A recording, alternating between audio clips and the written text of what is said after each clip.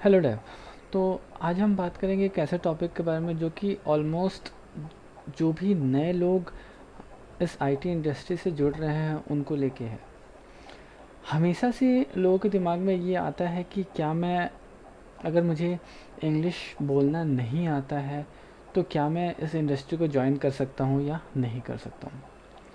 तो जैसे कि मैं अपने बारे में बताता हूँ, मैं इस इंडस्ट्री में 10 साल से हूँ और 10 साल से मैं इस इंडस्ट्री में काम कर रहा हूँ और मैंने बहुत सारे पहलू देख रखे हैं। मैंने ऐसी कंपनियों में भी काम किया है जहाँ पर अ, लोग हिंदी में बात भी नहीं करते हैं। ऐसी कंपनियों में काम किया है जहाँ पर हिंदी को छोड़ के तो और कोई भाषा होती ही नहीं है एक्चुअली, ठीक है। और ऐसे भी कंपनियों में काम किया है जो कि प्रोडक्ट बेस्ड कंपनी है, कुछ सर्विस बेस्ड कंपनी है। इन तरीके के हर एक कंपनियों में ऑलमोस्ट मैंने काम कर रखा है। और मैंने जो अभी रियलाइज़ किया है, जो कि अगर मैं अपने बारे में बताऊं तो मैं ऐसे बैकग्राउंड से हूँ जहाँ पर हमने हिंदी मीडियम में ही पूरी की पूरी पढ़ाई की। और प्लस वहाँ पर अगर इंग्लिश बोला भी जाता था ना तो बोलने में ऐसा होता था कि यार तू अपने आप को बहुत ज़्यादा दिखा रहा है, अगर कहीं इंग्लिश वर्ड अगर कहीं गलती से अगर यूज़ भी हो जाता था तो ऐसे सिचुएशन में आप खुद में एम्बेरस हो जाते हैं कि यार मतलब दोस्तों में या ऐसे सर्कल में या इवन क्लास में भी अगर आप कभी गलती से कोई इंग्लिश वर्ड यूज़ कर जाते हो तो बाद में जो दोस्त हैं वो बहुत खिंचाई करते हैं। तो एट द एंड ये बोलूँ कि हम लोग जो है ऐसे कल्चर से आए जहाँ पर इंग्लिश जो है इट्स लाइक कि यार मत ही बोलो, वरना सब जो है ना बहुत बेइज्जती मारते हैं।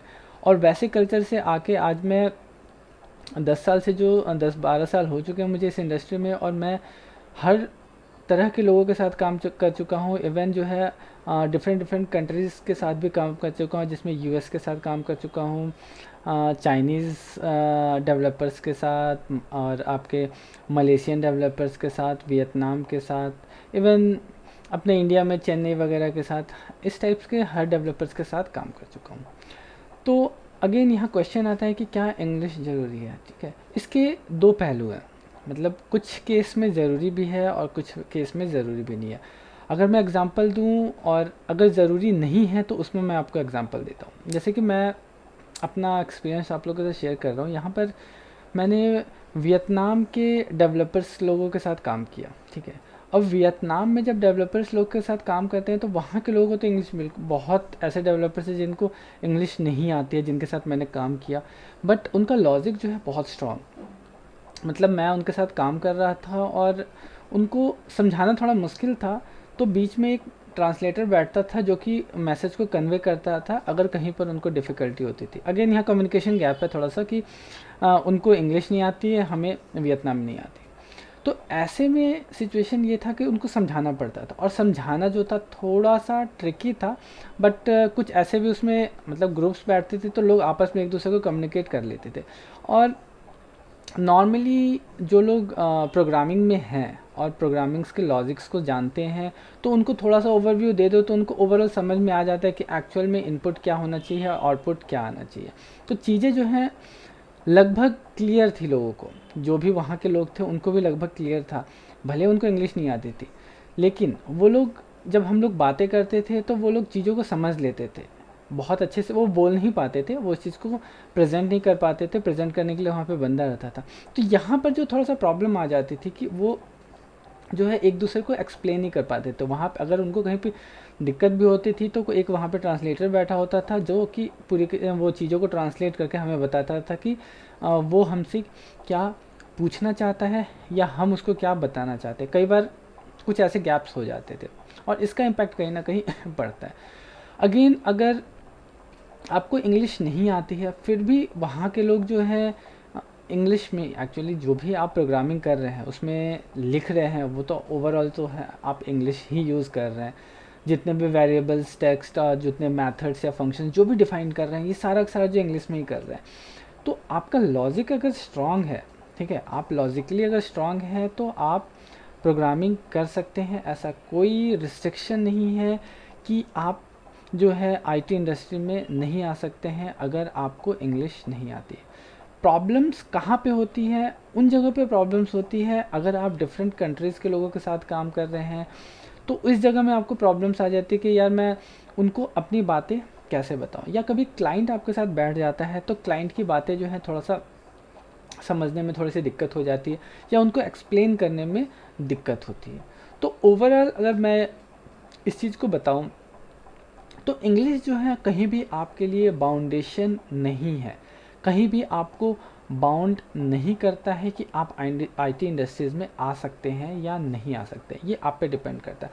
आपका लॉजिक स्ट्रांग होना चाहिए, आपको चीज़ें समझ में आनी चाहिए। प्रोग्रामिंग जो है वो आपको समझ में आनी चाहिए। लिखेंगे तो आप एट द एंड जो लिखेंगे वो तो आप इंग्लिश में ही लिखेंगे, ठीक है।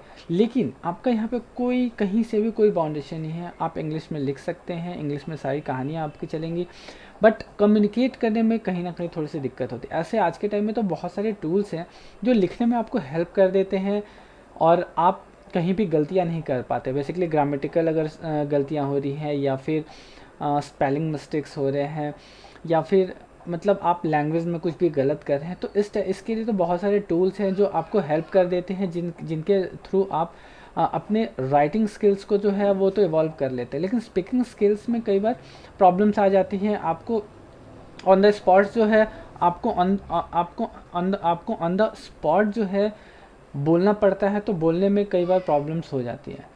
अगर मैं दूसरी बात करूँ तो अगर आप थोड़ा भी मतलब कम्युनिकेशन आपका ठीक है, थोड़ा सा भी आप बात कर पाते हैं, तो हमारे प्रोग्रामिंग इंडस्ट्री में हम कोई बिजनेस से नहीं है, हम एक्चुअली प्रोग्रामर्स हैं। तो प्रोग्रामर्स के पास जो है बहुत लिमिटेड वर्ड्स होते हैं और बहुत मतलब लिमिटेड चीज़ें ही होती हैं जिनको आपको एक्सप्लेन करना पड़ता है, और ओवरऑल जो है हर जगह जो है चीज़ें सेम ही चलती हैं, ठीक है। तो मैं ये बोलूँगा कि अगर आप जंप करना चाहते हैं आईटी इंडस्ट्रीज़ में और आपकी इंग्लिश वीक है, तो आप ऐसा बिल्कुल ना सोचें, आप जंप कर सकते हैं। हाँ, लेकिन ये डिपेंड करता है कि आप रिक्रूटर्स पे भी डिपेंड करता है कि वो लोग आप में क्या ढूंढ रहे हैं।